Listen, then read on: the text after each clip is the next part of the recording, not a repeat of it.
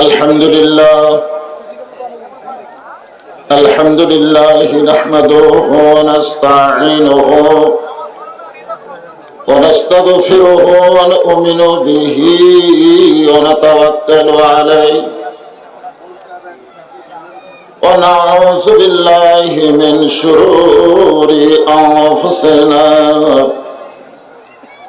ومن سيئات أعمالنا من يهدي الله فلا مضل له ومن يضلله فلا هادي له সকলে জবান খুলে বলেন আশহাদু আল্লা ইলাহা ইল্লাল্লাহু ওয়াহদাহু লা শারীকা লাহু وأشهد أن محمدا عبده ورسوله الذي أرسل رسوله بالحق بشيرا ونذيرا وداعيا إلى الله بإذنه وسراجا منيرا فقد قال الله تعالى في كلامه المجيد والفرقان الحميد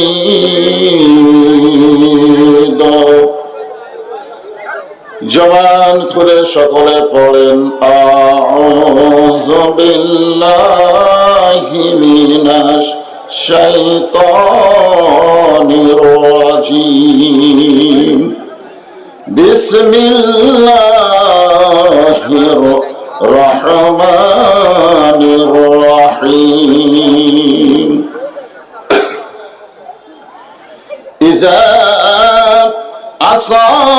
أصابتهم مصيبة قالوا إنا لله وإنا إليه راجعون إن الله وملائكته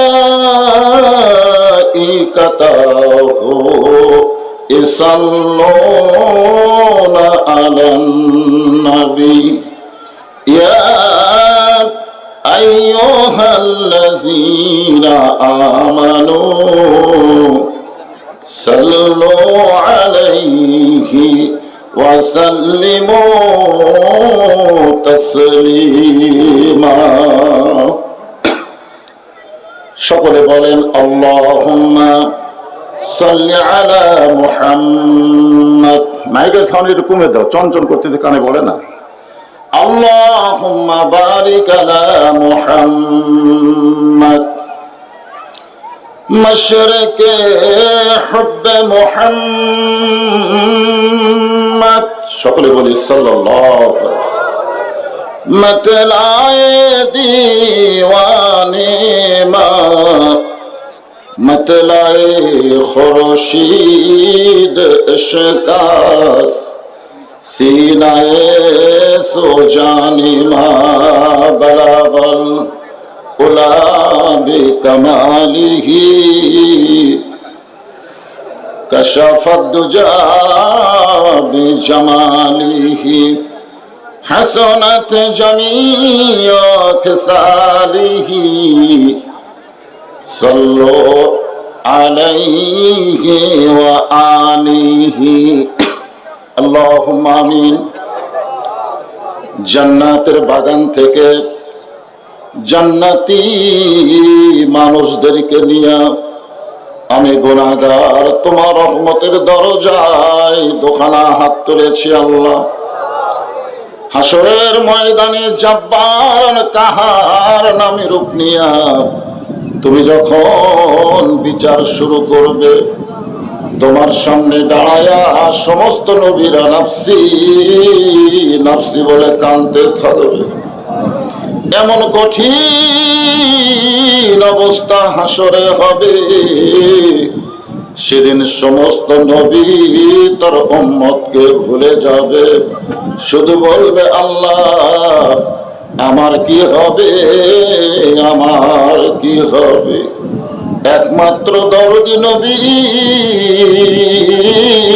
শাফাতের খান্ডারি ইয়া রব্বি হাবলি উম্মতি বলে সেজদায় পড়ে যাবে। সেই কঠিন মুসিবতের সময় আজকের এই মাহফিলকে ওসিলা করে আমাদের সবাইকে রাসূলের উম্মতের কাতারে আল্লাহ কবুল করে নিও, আমিন। সুবহান রাব্বিকা রাব্বিল ইজ্জাতি আম্মা ইয়াসিফুন ওয়া সালামুন আলাল মুরসালিন আলহামদুলিল্লাহি রাব্বিল আলামিন। লা ইলাহা ইল্লাল্লাহ। বাতাস যেন মাইক্রোফোনে না লাগে সেভাবে তো, এত না, একটু একটু। লা ইলাহা ইল্লাল্লাহ। পারতপক্ষে যারা সম্ভব আমি আপনাদেরকে বসতে বলতেছি, যদি বসা যায় আর কি। চারশোর গ্রহ তারা আল্লাহ নামের পাগল পারা, চাঁদ সূর্যের গ্রহ তাহা আল্লাহ নামের পাগল পারা। আমার আল্লাহ নামের এতই দয়া,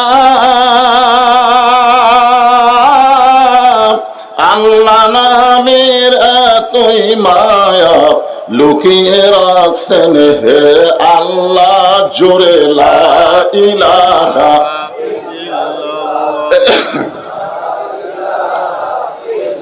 লা ইলাহা ইল্লাল্লাহু মুহাম্মাদুর রাসূলুল্লাহ।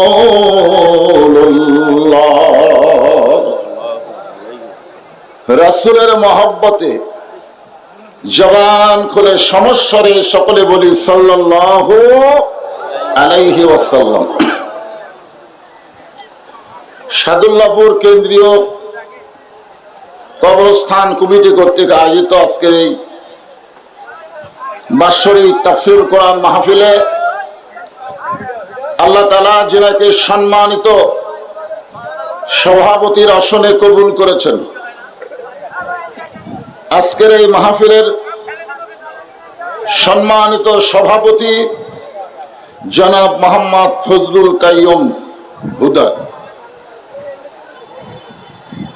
আজকের এই মাহফিলের সম্মানিত সভাপতিকে অন্তরের অন্তঃস্থল থেকে আমি শুভেচ্ছা জ্ঞাপন করছি।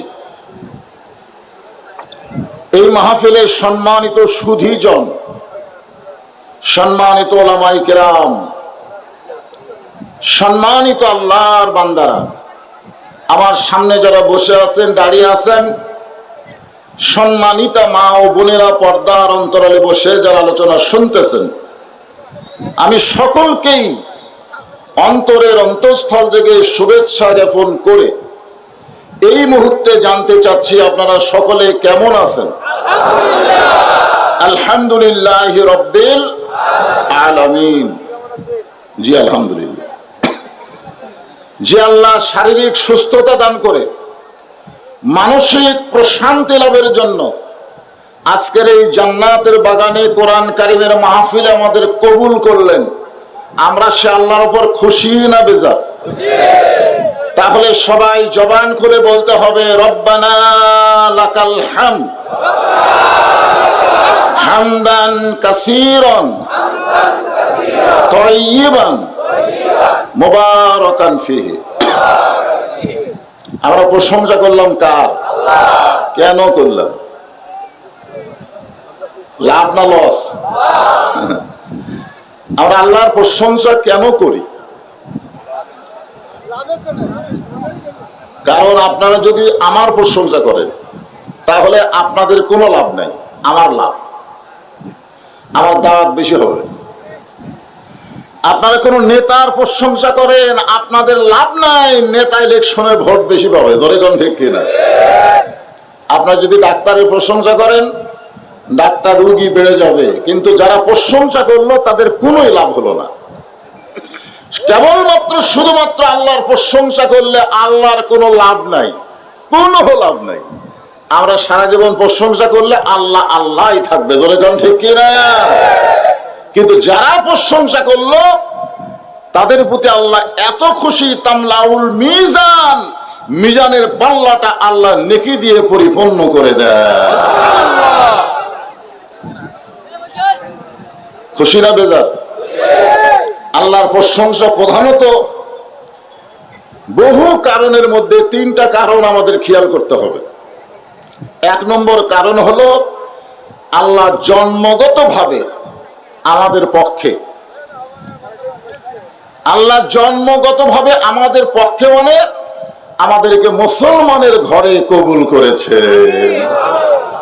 আল্লাহ ইচ্ছা করলে আমাদেরকে হিন্দুর ঘরেও পাঠাবার পারতেন, পারতেন না?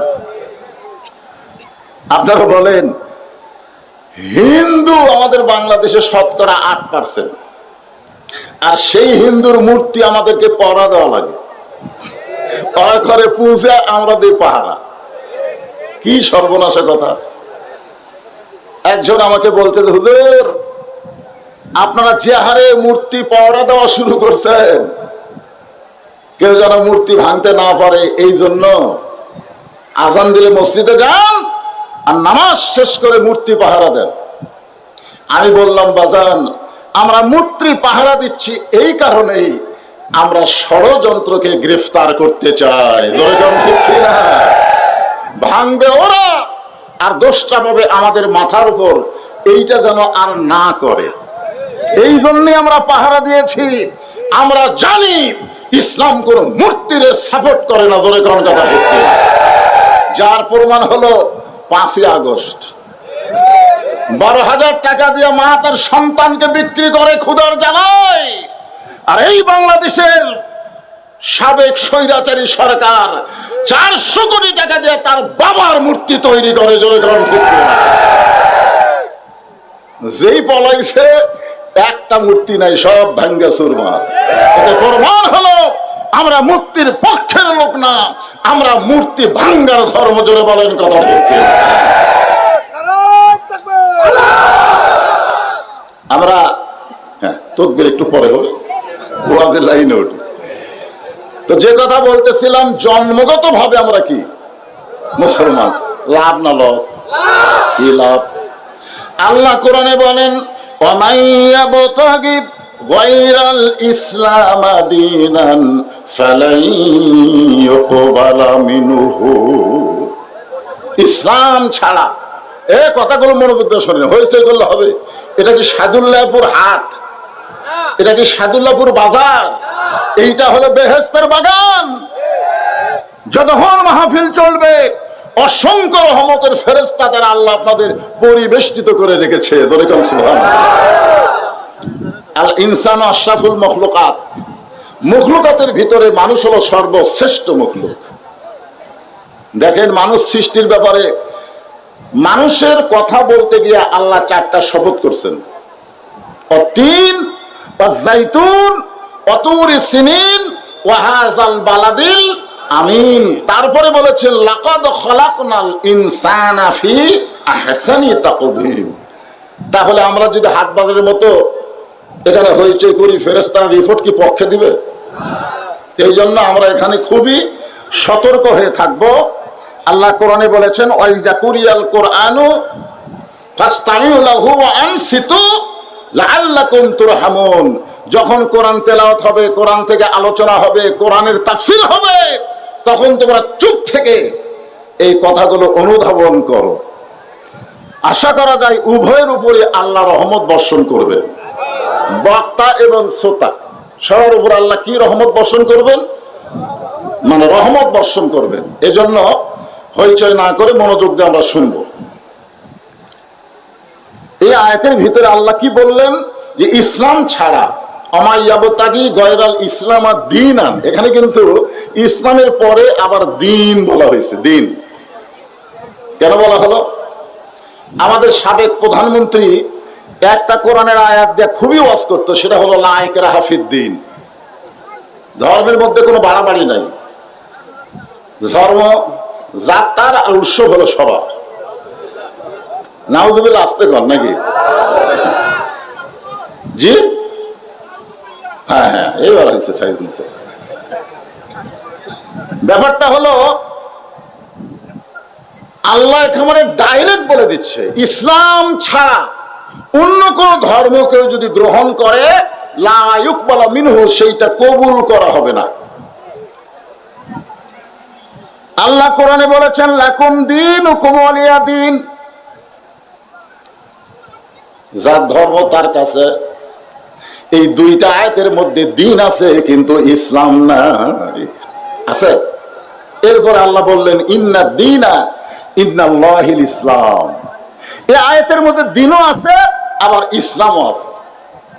এরপর আল্লাহ যখন বললেন অমাইয়াবতাগি গয়রাল ইসলাম আর দীনান, মানে ইসলাম ছাড়া কোনো ধর্মই নাই। সুবহানাল্লাহ বলেন। ইসলাম ছাড়া কোনো ধর্ম, যতগুলো ধর্ম পৃথিবীতে আছে ইসলাম ছাড়া সমস্ত ধর্ম হলো ভুয়া। জোরে বলেন কি? আরো জোরে, জোরসে বলুন। ভুয়া বলেন না। আমাদের বাংলাদেশের বগুড়ার হিরো আলম বইমেলা যখন গেছিল সমস্ত দর্শক বলে ভুয়া। জোরে কোন কি? বাংলাদেশের ক্রিকেটার সাকিব আল হাসান যখন বইমেলায় তখন ভুয়া। আর একটা মোস্তাফিজ বুড়া বয়সে এক চেংড়ি বিয়ে করছে আর বাড়ি হলো ঠাকুরগাঁও, ও যখন বউরে নিয়ে গেছিল তখন বলে ভুয়া। আমি অবশ্য আমার ফেসবুকে একটা পোস্ট করেছিলাম যে মোস্তাফিজ বুড়া বয়সে একটা যুবতী মেয়ের বিয়ে করলো, ও যদি বিয়ে করার পরে বউটারে পর্দার মধ্যে রাখতো তাহলে বাংলার জনগণ জানতো না এর মধ্যে ছুরি না বুড়ি। জোরে জোরে কথা ঠিক। কিন্তু ওই পরিমনের মতন বেপর্দা করে নিয়ে বউরে বই মেলায় গেছে, সমস্ত লোকেরা বলতেছে ভুয়া ভুয়া ভুয়া। আসলেই তো তাই, ইসলাম ছাড়া যত ধর্ম পৃথিবীতে সমস্ত ধর্মই হলো ভুয়া ধর্ম। ধরে দণ্ডটা জন্মগত ভাবে আসল ধর্মে আল্লাহ আমাদের কবুল করেছেন। খুশি না বেজার? আলহামদুলিল্লাহ। আল্লাহর প্রশংসা করার 2 নম্বর কারণ হলো ভাগ্য গুণে কপাল গুণে আমরা একটা নেতা পাইছি। আমরা একটা কি পাইছি? নেতা পাইছি। আমাদের নবী হলেন আমাদের নেতা। একটা গান শুনছিলাম ছোটবেলায়, তখন বুঝতে পারিনি, কিন্তু এখন বুড়া কালে বুঝতেছি। আছেন আমার মুক্তার, আছেন আমার ব্যারিস্টার, সেই বিচারের হাইকোর্টেতে তিনি আমায় করবেন পার। আমি পাপী তিনি জামিনদার। আমি চিন্তা করলাম আছেন আমার মুক্তার, আছেন আমার ব্যারিস্টার, সেই বিচারের হাইকোর্টেতে তিনি আমার করবেন পার। আমি পাপী আর তিনি হলেন জামিনদার। এই তিনি ডাকে দেখছেন, ওনাকে কিন্তু না বুঝাতে আল্লাহ। আসলে আল্লাহ তো হাকিম আর আমরা হব আসামি। আর আমাদের নবী আমাদের পক্ষে ওকালতি করে সুপারিশ করে জান্নাতে পৌঁছায় দিবে। পৃথিবীতে এমন কোন নেতা আছে যাদের পিছনে চামচাগিরি করতেছেন? কঠিন মহাসারে আপনার পক্ষে কথা বলবে এরকম একটা নেতা বার করেন। আমাদের নবী যখন লাইলাতুল মিরাজে জান্নাতের মধ্যে প্রবেশ করলেন, নবীর সঙ্গে একটা ফেরেশতা ছিল, নাম হলো জিবরাইল। ফেরেশতা বললেন ইয়া রাসূলুল্লাহ, আপনি যদি জান্নাত থেকে বের না হন আল্লাহ আপনাকে জান্নাত থেকে বের করে দিবে না। আপনি যদি বার না হন আল্লাহ বার করে দিবে না। এই ঘোষণা কার? কোন জায়গায়? সালামুন আলাইকুম তিবতুম ফাদখুলুহা খালিদিন। একবার যদি কেউ জান্নাতে প্রবেশ করে আল্লাহ তাকে চিরস্থায়ী জান্নাত দিয়ে দিবে। আপনি যদি বের না হন আল্লাহ আপনাকে বার করে দিবে না। আপনারা বলেন তো, যেই বছর রাসূল মেরাজ করেছিলেন, এই বছর কি নবীর জীবনের কষ্টের বছর না সুখের বছর? কি কষ্ট? 1 নম্বর কষ্ট হলো নবীর চাচা আবু তালিব মারা গেছে। 2 নম্বর কষ্ট হলো দরদের বিবি খাদিজাতুল কুবরা দুনিয়া থেকে বিদায় নিচ্ছে। 3 নম্বর কষ্ট হলো কালেমার দাওয়াত নিয়ে তায়েফে গেলে তায়েফবাসী নবীর দেহকে রক্তাক্ত করে দিয়েছে। আপনারা বলেন তো, পর পর 3টে কি কষ্ট, তারপরে কি? 15.5 বছর কষ্ট করছেন, মনে করছেন এরকম কষ্টের মধ্যে আল্লাহ আমাদের রাখবে না? বহু মানুষ তাহাজ্জুদের নামাজ পড়ে আল্লাহর কাছে বিচার দিয়েছে। ধরে কোন কথা ঠিক কি না? কারণ বাংলাদেশের হাইকোর্ট, সুপ্রিম কোর্ট, জজ কোর্ট, যতগুলো কোর্ট আছে, সমস্ত কোর্টের বিচারপতিরা হলো ভুয়া। ধরে বলেন কি? আরো ধরে বলেন কি? তার মধ্যে কিছুদিন আগে একটা ধরা পড়ছে, নাম হলো মানকে। কলার পাতার পর ঘুম পাড়ে। রে মানকা বলেছিল টকশোতে, আমার জীবনের সবচাইতে বড় সাফল্য হলো সাইদি সাহেবকে আমি ফাঁসি দিয়েছি। দেখছেন, ওর জীবনের সাফল্য হচ্ছে আল্লামা সাইদ হুজুরকেও ফাঁসি দিয়েছে। সব বিচারক ফাঁসি দেয়নি, একলাই ফাঁসি দিয়েছে। তবে আমার আশ্বাস হলো, আমার জীবনে সাইদি সাহেবের ফাঁসি কার্যকর আমি দেখতে পারলাম না। আল্লাহ কাল মানকা তুই কি দেখবো, জনগণকে আমি দেখায় দিব। জোরে কোন কথা ঠিক? আমরা দেখেছি আলেমদেরকে অতীত সরকার, স্বৈরাচারী সরকার ডান্ডে বেড়ি দিয়ে হ্যান্ডকাফ করে আদালতে নিয়ে গেছে। জোরে কোন কথা ঠিক কিনা? হ্যাঁ, আলেমদেরকে যে হাতের সঙ্গে মানুষ মুসাহাবা করার জন্য পাগল, সে হাতে ডান্ডা বেড়ি পাঠাইছে। জোরে কোন কথা ঠিক কিনা? এমনকি তারা যদি অসুস্থ হয়ে হাসপাতালে গেছে, তা হাতের মধ্যে শিকল আছে। হায় হায়, আপনার একজন বর্ষিয়ান নেতা এবং আলেম, সাবেক এমপি সোহান সাহেব, তিনি অসুস্থ হয়ে হাসপাতালে গেছিলেন। যে মানুষটাকে ছাইড়া দিলে হাত পারি পারে না, অথচ ওই মানুষের হাতে বেরি। এত নির্দয় ছিল, এত পাষাণ ছিল, এদের মধ্যে কোনো মানবতা ছিল না। এরা দানব হয়ে উঠেছিল। জোরে কোন কথা ঠিক কিনা? দানব মনে করেছিল এইভাবেই মনে হয় আমরা চলবো। হ্যাঁ, এই জন্যে পলানার কয়েকদিন আগেই বলেছিল, পালাবো না, এ দেশ আমার বাপের দেশ, এ দেশ আমার, পলাবো না। আল্লাহ কয় পলাবি না। বহু বছর আগে আল্লাহর ওলি বলেছেন, বাংলার মুসলমানের এমন ঝাঁকি মারবে গাছের গোড়া ধরে, দিল্লির মামু গাড়িয়ে পড়বে। জোরে কোন কথা ঠিক কিনা?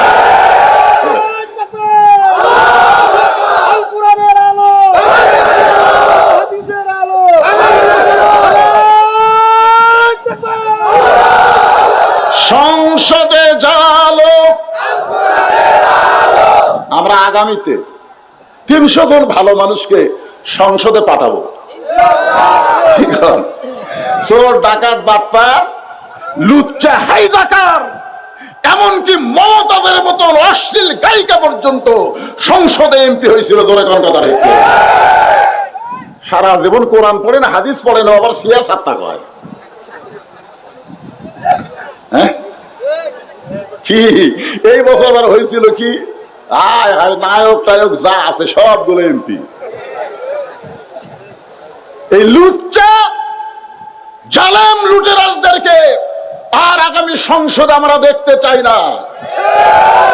ভালো মানুষ আছে না নাই? এরকম আসছিল না? আমরা ভালো মানুষকে আবার পাঠাবো ইনশাআল্লাহ। কারণ আমাদের দেখা শেষ না। আমরা স্বাধীনতার পরে বাপের শাসন দেখেছি, এরপরে ভাইয়ের শাসন দেখেছি, এরপরে চাচার শাসন দেখেছি, এরপরে আমরা দেখলাম ভাবির শাসন, তারপরে আবার দেখলাম বাপের মেয়ের শাসন, তারপরে ভাবি, তারপরে ভোট পাক আর না পাক নিয়ে জোর করে শাসন করেছে। 54 বছর আমাদের দেখা শেষ। আগামীতে দেখবো আমরা আল্লাহর কোরআনের বাংলাদেশ। জোরে বলেন ঠিক? আমাদের দেখা শেষ। সামনে আছে শুভ দিন, চিন্তা ভাবনা করে নিন। এখন থেকে চিন্তা করা লাগবে, কারণ কোরআনের মাহফিল, এখান থেকে আমাদের সিদ্ধান্ত গ্রহণ করতে হবে। জোরে কোন ঠিক কিনা? তো ফেরেশতা জিবরাইল বলে, ইয়া রাসূলুল্লাহ, আপনি যদি না যান আল্লাহ আপনাকে জান্নাত থেকে বের করে দিবে না। সঙ্গে সঙ্গে আল্লাহ নবী বললেন, জিবরাইল, আল্লাহ যদি আমাকে জান্নাতে থাকার জন্য ঢুকতে বলতো, আমি জান্নাতে প্রবেশ করতাম না। আল্লাহ যদি আমাকে জান্নাতে থাকার জন্য বলতো, জান্নাতে প্রবেশ করেন, আমি প্রবেশ করতাম না। কারণ আমি নবী আমার জন্য নয়, আমি নবী হলাম আমার উম্মতের জন্য। এই কথা শোনার পরে সুবহানাল্লাহ বলতে কষ্ট হচ্ছে। জিবরাইল বলে, হুজুর তাহলে আপনি কি চান? রাসূল বলে, আমি জান্নাত দেখার জন্য ঢুকছি। আমার উম্মতের জন্য আল্লাহ কেমন করে জান্নাত সুন্দর করে সাজাইছে এইটা দেখার জন্য আমি জান্নাতে প্রবেশ করেছি। জিবরাইল বলে, হুজুর তাহলে কি আপনি জান্নাতে প্রবেশ করবেন না? রাসূল বলেন, ওই দিন আমি জান্নাতে প্রবেশ করব যেদিন আমার সমস্ত উম্মতেরা জান্নাতি হবে। এখন বলেন, যেই নেতা জান্নাতে গিয়েও আমাদের কথা বলে নাই, সেই নেতার পিছনে থাকার দরকার আছে না নাই? এমন নেতা নেত্রী ধরেন না, বিপদে বলে একলা পলায় যায়, আর বাংলাদেশের গর্তের মধ্যে লুকা থেকে আপা আপা করে। ধরে কোন কথা ঠিক কিনা? যতগুলো অডিও কল প্রকাশ পাইছে, আজ পর্যন্ত কি দেখছেন যে সাবেক প্রধানমন্ত্রী কোন বড় নেতার সাথে ফোনে কথা কইছে? সবগুলা চামচা। ধরে কোন সবগুলা কি চামচা? কারণ চামচারে কোথাও যাবার পারতেছেন, টাকা পয়সা নাই। আসল যারা টাকা মারছে তারা তো সব সাইজ হয়ে গেছে। ও যে মাজা ভাঙ্গা, দুইজন ধরে কেউ তুলে দেওয়া লাগে। মাইক পালি বলে, খেলা হবে খেলা হবে। কে রে, তোর মাজা ভাঙ্গা, তোর মাজাত নাই, বল তুই খেলবি কেমনে? বাংলাদেশের জনগণ ওরে কাউয়া বলে চিনে। ধরে কোন কথা ঠিক করে। এই সকল বড় নেতাগুলো ধরা পড়া দরকার, কিন্তু এরা যে কোন জায়গাতে আছে আল্লাহ ভালো জানে। এই সুচকা ফিসকা চামচিকা বাদুর, এরা মোবাইল কল ফাঁস করে দেয়। ভাইজান খুব খেয়াল করবেন, সময় এখন আমাদের আছে না নাই? বুঝা শুনে আমাদেরকে নেতা নির্বাচন করা লাগবে। আল্লাহ কোরআনে বলেন, লাকাদ কানা লাকুম ফি রাসূলিল্লাহি উসওয়াতুন হাসানাহ। ভাগ্য গুণে এমন একজন নবীর উম্মত হওয়ার কারণে আমরা সকলেই জবান খুলে বলবো আলহামদুলিল্লাহ। আল্লাহর প্রশংসা করার 3 নম্বর কারণ এই যে কোরআনের তাফসীর শুনতে আপনারা এসেছেন, এই কোরআন আল্লাহ আমাদেরকে কি স্বরূপ দান করেছেন? কি স্বরূপ? না স্বরূপ। কোরআন যে আমরা শরীফ বলি না, যে কোরআন শরীফ, এখানেও লেখা আছে কোরআন শরীফ। আপনি গোটা কোরআন শরীফ পড়লে কোরআন শরীফ আপনি পাবেন না, কোরআন মাজিদ পাবেন, কোরআনুল হাকিম পাবেন। যেরকম ঠিক কিনা? কোরআনুল মুবিন পাবেন। কিন্তু এই আমরা শরীফ বলে, তাই বলে শরীফ বলা যাবে না, এটা কিন্তু আমি বলতেছি না, বলা যাবে। অনুনাজ্জিলু মিনাল কুরআনি মা হুয়া শিফাউ ওয়া রাহমাতুল লিল মুমিনিন। আয়াতে কারিমা শুধু তেলাওয়াত করলাম, আর একটা বাংলা স্লোগান আছে, আমি কি দিব? আমি যেই বলবো সব সমস্যার সমাধান, আপনারা বলবেন দিতে পারে আল কোরআন। যে আয়াতে কারিমা তেলাওয়াত করলাম এরই বাংলা অর্থ, সব সমস্যার সমাধান দিতে পারে আল কোরআন। আল কোরআনের আলো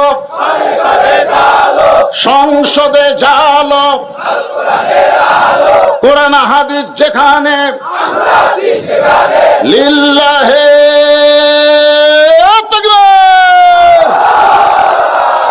এখন আসেন, আমি সেই পবিত্র কালামুল্লাহ শরীফ থেকে একটা আয়াতে কারিমা আপনাদের সামনে তেলাওয়াত করেছি। আমাদের বগুড়া জেলায় কোনো মানুষ যখন মারা যায়, এই মরার খবর শুনে সকলে বলে ইন্না লিল্লাহি ওয়া ইন্না ইলাইহি রাজিউন।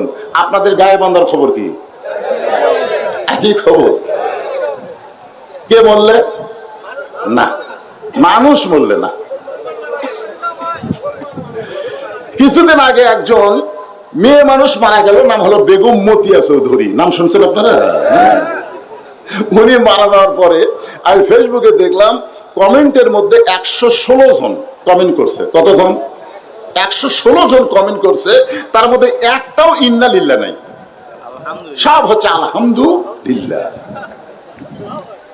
তাহলে বোঝা গেল বাংলাদেশে এমন কিছু দল আছে যেই দলের মানুষ বললে মানুষ খুশি হয়ে আল্লাহর শুকর আদায় করে। ধরে কোন কথা ঠিক? আমরা কি তেমন মানুষ হব না? আল্লাহর কোরআন বলতেছেন, যখন আসাবাতুহুম মুসিবাত, তোমাদের উপরে বিপদ আপদ মুসিবত আসবে, ক্বালু, তখন তোমরা বলবে ইন্না লিল্লাহি ওয়া ইন্না ইলাইহি রাজিউন। এই আয়াতকে আমি বাছা নেওয়ার কারণ হলো, এখানে উল্লেখ করা হয়েছে কেন্দ্রীয় কবরস্থান। তার মানে বোঝা গেল দুনিয়ার কোন বাড়ির জন্য আজকের মাহফিল হচ্ছে না। আজকের মাহফিল হচ্ছে মরে গেলে আমরা কোথায় যাব, সে গোরস্থানকে নিয়ে। ঠিক কিনা বলেন? কথা বলেন।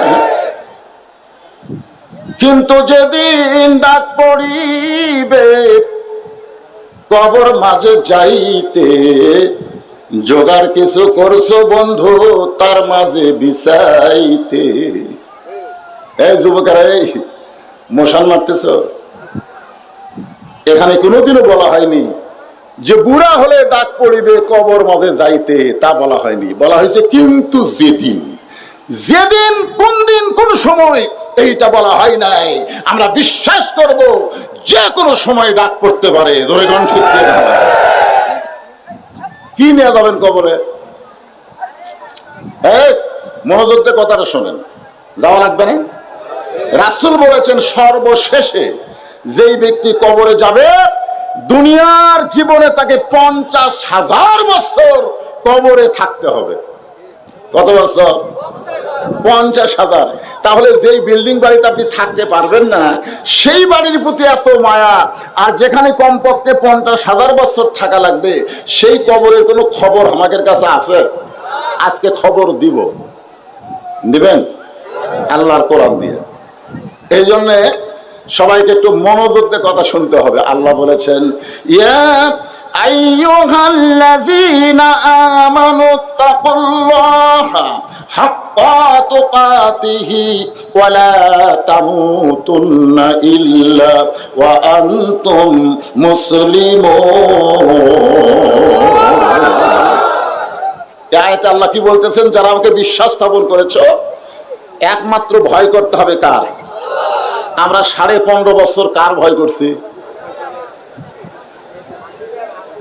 আমার এলাকার ইমাম সাহেব ভয়ের ঠেলায় দোয়ার মধ্যে বলেছে, রব্বানা আতিনা ফিদ দুনিয়া হাসিনা।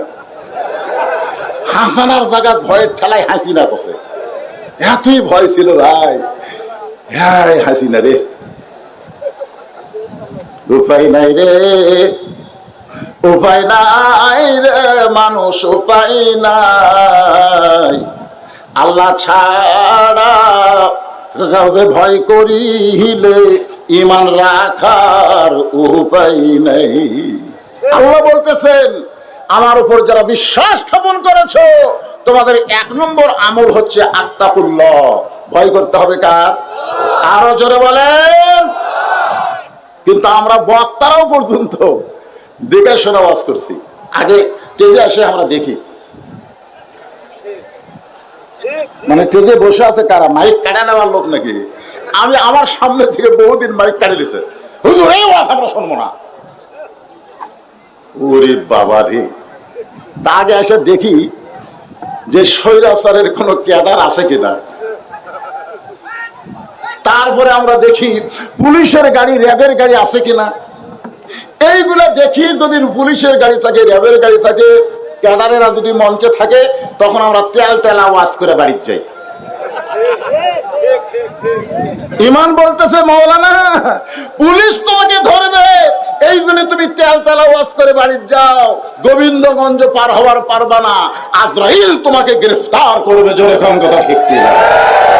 আপনার বলেন তো, কার ধরার গুরুত্ব বেশি, পুলিশ ধরা না আজরাইল ধরা? তাহলে কবরে যাওয়ার আগে আমাদেরকে ধরবে কে? কার হুকুমে? আল্লাহর হুকুমে। হ্যাঁ, এটা খেয়াল রাখবেন। এখন অন্ধকার কবরে আমরা এমনি এমনি যাব না। আল্লাহ বলতেছেন দুইটা আমল করা লাগবে, একটা হচ্ছে আল্লাহর ভয়, আর একটা হলো হাক্কা তুকাতিহি, সেই ভয়টা হলো নিয়ম মতো সবসময়। আজান দিছে, আল্লাহর ভয় নামাজ পড়তে গেছে, আসরের নামাজ শেষ করে জমি ধান দেখবার গেছে, বিকালবেলা ধান দেখবার গিয়ে দেখে উপরে জমিতে পানি চলমল করতেছে, নিচে আর জমিতে এক ফোঁটাও পানি নেই। উপরে খালি পানি চলমল করে, নিচে পানি নেই। তখন চারিদিকে তাকায়, কেউ নেই। আস্তে করে বসে জমির আল কেটে দিছে, ওই পানি দিয়ে হাত ধোছে, ধোয়ার পরে আবার দাঁড়ায় চারিদিকে তাকায় বলে আলহামদুলিল্লাহ কেউ দেখেনি। আপনারা বলেন সত্যি করে কেউ দেখেনি? কে দেখছে? তাহলে দরজা জানলা বন্ধ করে যারা ভোট দিল, একজনের ভোট 100 জনের একলাই দিল, জোরে কোন কথা ঠিক কথা বলেন না কেন? আপনারা বলেন তো কেউ যদি একা 2 ভোট দেয়, ওর বাপ কয়টা? এক মুরব্বী আইসে ভোট দেওয়ার জন্য, ছেলেরা বলতেছে দাদা কষ্ট করে আইসেন কেন? আপনার ভোট তো আমি দিছি। দাদা মন খারাপ করে যাচ্ছে, বলে দাদা যাচ্ছেন যান, দাদিকে যেন না পাঠান, কারণ দাদির ভোটও দেওয়া হচ্ছে। কিন্তু তোর দাদিরা 4 বছর আগে মরছে, এখন মরা মানুষেরও ভোট হচ্ছে, মরা মানুষেরও ভোট হয়। আপনারা বলেন এই যে দরজা জানলা বন্ধ করে 150টা করে যারা সিল মারলো, কে দেখলো? আর 2 কান্দর দুটো বসে আছে কে? তোমার 2 কান্দে 2 মোহরি লিখিতেছেন ডায়েরি, দলিল দেখে রায় দিবে, টাকা পয়সার নাই কারবার। কেরামান পড়েন, কেরামান কাতিবিনা ইয়ালামুনা মা তাফআলুন। এখন আসেন ভাই, তাহলে আপনাদের গাইবান্ধাতে কোন মুসলমান মারা গেলে সবাই কি বলে? ইন্না লিল্লাহি ওয়া ইন্না ইলাইহি রাজিউন। আচ্ছা, এখানে যারা একটু আলেম আছে, যারা মোটামুটি কোরআনের অর্থ বোঝে, তারা চিন্তা পড়ে গেছে, আল্লাহ কি বলতেছে? যখন বিপদ আপদ মুসিবত আসবে তখন বলা লাগবে ইন্না লিল্লাহ। তাহলে মানুষ মরলে আমরা ইন্না লিল্লাহ কেন পড়ি? চিন্তা করার দরকার আছে না? ভাই আমি বহু আলেমকে বলছি, বহু আলেম, যে ভাই মুসলমান মারা গেলে আমরা ইন্না লিল্লাহি ওয়া ইন্না ইলাইহি রাজিউন কেন পড়ি? হুজুর এই বুড়া বয়সে আবার আপনার এটা জানবার মন চাই কি? আগে থেকে হয়ে আসতেছে, এখন হচ্ছে, অসুবিধা কি? আমি বললাম কোরআনে আয়াতের সাথে এই পড়ার তো মিল পাওয়া যায় না, কারণ বিপদ আপদ মুসিবত আসলে আল্লাহ বলেছেন ইন্না লিল্লাহ পড়ো। কে পড়তে বলেছেন? আল্লাহ বলেছেন কওলো, মানে বলো, ফরজ। আপনারা বলেন তো বর্তমান সাদুল্লাহপুরের বাংলাদেশের একটা অংশ হলো সাদুল্লাহপুর, এই সাদুল্লাহপুরের সবচাইতে বড় বিপদের নাম কি? আপনাদের এলাকায় সবচাইতে বড় বিপদ কি জানেন না? ওহো, তাহলে তো বিপদ। এই যুবকেরা তোমরা বলো, এই সাদুল্লাহপুরে বর্তমানে অনেক বিপদ আছে, তার মধ্যে সবচাইতে বড় বিপদ কোনটা? আজরাইল। কেউ কয় আজরাইল, কেউ কয় মোবাইল। আমি গোটা বাংলাদেশ ওয়াজ করে দেখেছি, এই মুহূর্তে বাংলাদেশের জন্য সবচাইতে বড় বিপদ হলো মানুষ কোরআন ওয়াজ শুনবে কিন্তু কোরআন মোতাবেক চলবে না। আপনারা বলেন তো আবু জেহেলের মতন সারা রাত জায়গা নবীর কোরআন তেলাওয়াত শুনলো আর সকালবেলায় কোরআনের বিরুদ্ধচারণ করলো, এই কোরআন শুনে কোনো লাভ আছে? সারা রাত শুনছে দাঁড়ায় নেড়ে, আপনার তো বসার চান্স পাচ্ছেন। আপনারা আমার সামনে বসে আমার দেখতেছেন, আবু জেহেল নবীর সামনে বসে কোরআন শুনছে? চোরের মতন পিছনে দাঁড়ায় কোরআন তেলাওয়াত শুনছে। আর আবু বকর চোরের মতো সামনে বসে কোরআন তেলাওয়াত শুনেছে। রাসূল বলেছেন সামিনা ওয়া তাআনা, কোরআনের আয়াত, সামিনা ওয়া তাআনা, শুনতে হবে আমল করার নিয়তে। এখন সবচেয়ে বড় বিপদ হলো কোন বক্তা কোন ঢঙ্গে ওয়াজ করে, কোন বক্তার ওয়াজ মানুষ কেমন শোনে, এইটা নিয়ে চর্চা হয়, কিন্তু আল্লাহর কোরআন কিভাবে চলতে বলতেছে এই চর্চা বাংলাদেশের মুসলমানের নাই। ধরে জাবিয়াল বলবে এখানে তো বহু বক্তা আইছে, এ বলতো এই বছরের মধ্যে কারো আর সারছে, এইটা গল্প হবে ভাইজান। এটা হলো সবচাইতে বড় বিপদ। কোরআন শুনবে কিন্তু কোরআন আন্দোলন আনবে না, কোরআনের দল করবে না, কোরআনকে বাস্তব জীবনে আমল করবে না, এটাই হলো সবচাইতে বড় বিপদ। জোরে কোন কথা ঠিক না? আপনারা বলেন এই কোরআনটা আসলে কি? এটা ওয়াজ শোনার ভিতর দিয়ে জানা যাবে না। কোরআনকে বুঝতে গেলে কোরআনকে গ্রহণ করা লাগবে। জোরে কোন ঠিক? হ্যাঁ, আল্লাহর কোরআনকে যখন কেউ গ্রহণ করবে তখন তার চরিত্রটা কেমন হবে এইটা বোঝানোর জন্য আমি আপনাদের বলতেছি, কোরআনের শাসক বাংলাদেশের মতন ৯৬টা দেশের খলিফা, নাম হলো হযরত ওমর। নাম কি? নিজেরা আইন দিয়ে রাষ্ট্র চলায় না, আইন চলতেছে কার? সবসময় বিশ্বাস করে তাবারাকাল্লাযী বিয়াদিহিল মুলক, গোটা পৃথিবীর রাজত্ব, কর্তৃত্ব, মালিকানা একমাত্র কার হাতে?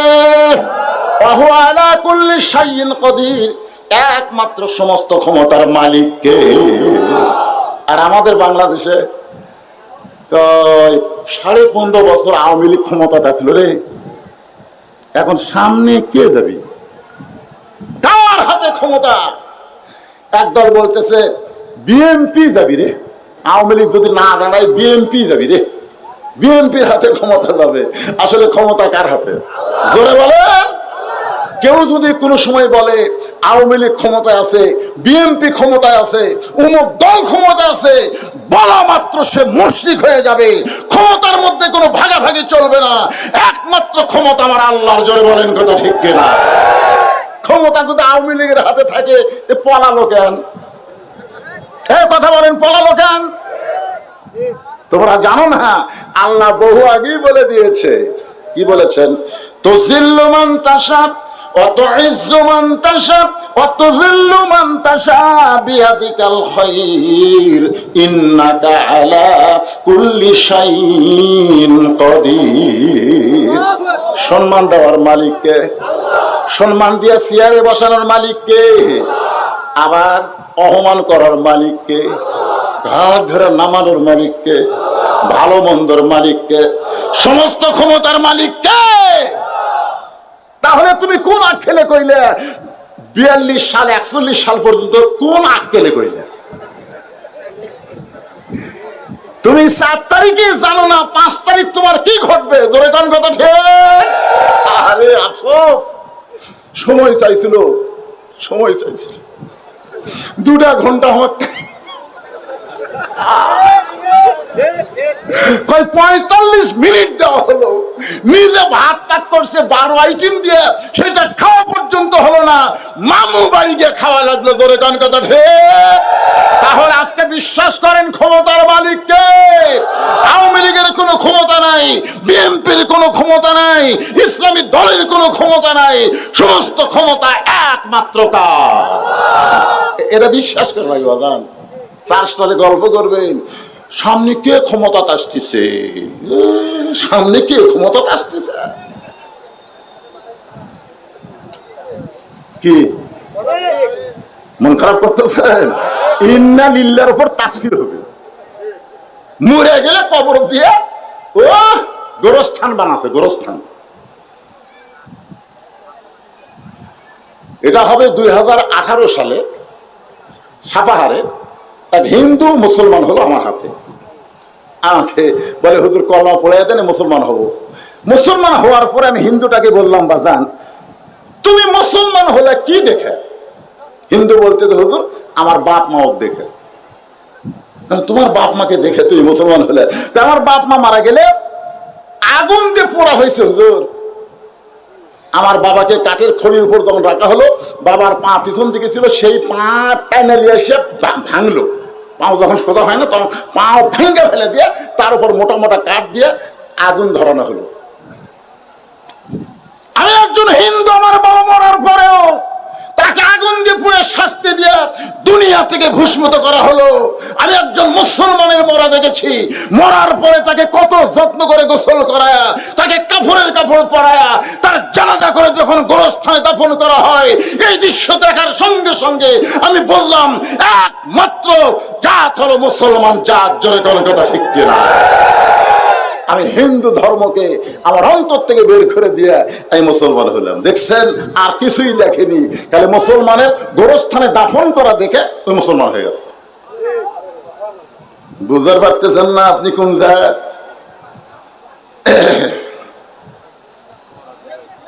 বহু আলেমকে বললাম, হুজুর মানুষ মরে গেলে আমরা ইন্না লিল্লাহ পড়ি কেন? আলেমরা সবাই বলে সবচাইতে বড় বিপদ হলো মরা। সবচাইতে বড় বিপদ কি? মরা। এজন্য মরার খবর শুনে আমরা ইন্না লিল্লাহ করি। আমি চিন্তা করে দেখলাম এ কথা হয় না। মুরব্বি কি বুঝতেছে? সবচাইতে বড় বিপদ মরা, তাহলে আবু সাইদ জীবন দিল কেন? মরাই যদি সবচাইতে বড় বিপদ হয়, আবু সাইদের জীবনের বিনিময়ে বাংলাদেশ আবার স্বাধীন হয়েছে। জনগণের কথা ঠিক। মরা বিপদ রে? আবু সাইদের বাপ মা খালি মশান মারতেছে, এই বাইসা থাকলে কি খাতাম না খাতাম, মরে যায় না ভালো হলো রে।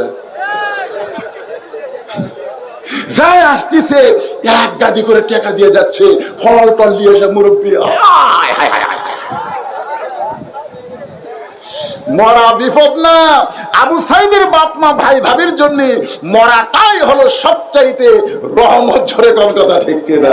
যদি মরার মতো মরে, যদি মরার মতো মরে।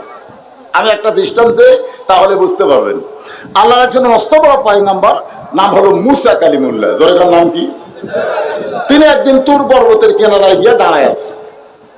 আল্লাহ বলে, মুসা তোমার খবর কি? মুসা বলতেছে আলহামদুলিল্লাহ। আল্লাহ কয়, মুসা কি জন্য দাঁড়িয়ে আছো পাহাড়ের কিনারায়? বলে, আপনাকে একটা প্রশ্ন করবো, তার উত্তর শোনার জন্য। আল্লাহ বলে, মুসা কি প্রশ্ন? মুসা বলতেছে, আল্লাহ আমার যা আছে তোমার তা নেই। আল্লাহ কয়, মুসা ঠিক হইলি? আমার যা আছে তোমার তা নাই। আল্লাহ বলে, মুসা এমন কথা বলা ঠিক না, আল্লাহর সাথে কারো তুলনা চলে? মুসা বলতেছে, আল্লাহ ভালো করে শোনো তো আগে, আমার যা আছে তোমার তা নাই, সেটা কি জানো? আল্লাহ বলে, সেটা কি? মুসা বলতেছে, আল্লাহ আমার মৃত্যু আছে কিন্তু আপনার মৃত্যু নেই। আল্লাহ কয়, ঠিকই তো তাই রে। মুসা বলতেছে, আল্লাহ যতই মশান মারো তুমি মারতে পারবা কিন্তু মরতে পারবা না। মরার যে কি মজা সেটা আমি পাবো কিন্তু তুমি পাবা না। মরার যে কি মজা, কুল্লু নাফসিন যায়িকাতুল মাউত। যায়িকাত শব্দের অর্থ হলো স্বাদ, মজা। মরার যে কি মজা সেইটা আমি মুসা পাবো কিন্তু তুমি পাইবা না। আল্লাহ বলে, মুসা মৃত্যু তোমার কাছে কেমন মনে হয়? মৃত্যু তোমার কাছে কেমন মনে হয়? মুসা বলতেছে, আল্লাহ দুনিয়ার জীবনে যত নিয়ামত আমাকে দান করেছেন তার মধ্যে উত্তম নিয়ামতের নাম হলো মৃত্যু। সবাই সুবহানাল্লাহ বললেন না? বুঝতে পারেননি। মুসা বলতেছে, আল্লাহ আমাকে যত নিয়ামত দিয়েছেন, আমাকে নবী বানাইছেন, এটা আপনার নিয়ামত। আমাকে কালিমুল্লাহ ডিগ্রি দিচ্ছেন, এটাও আপনার নিয়ামত।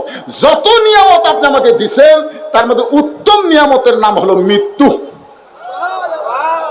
আল্লাহ মুসা মানুষ মরবারই চায় না। মানুষ মরবার চায়?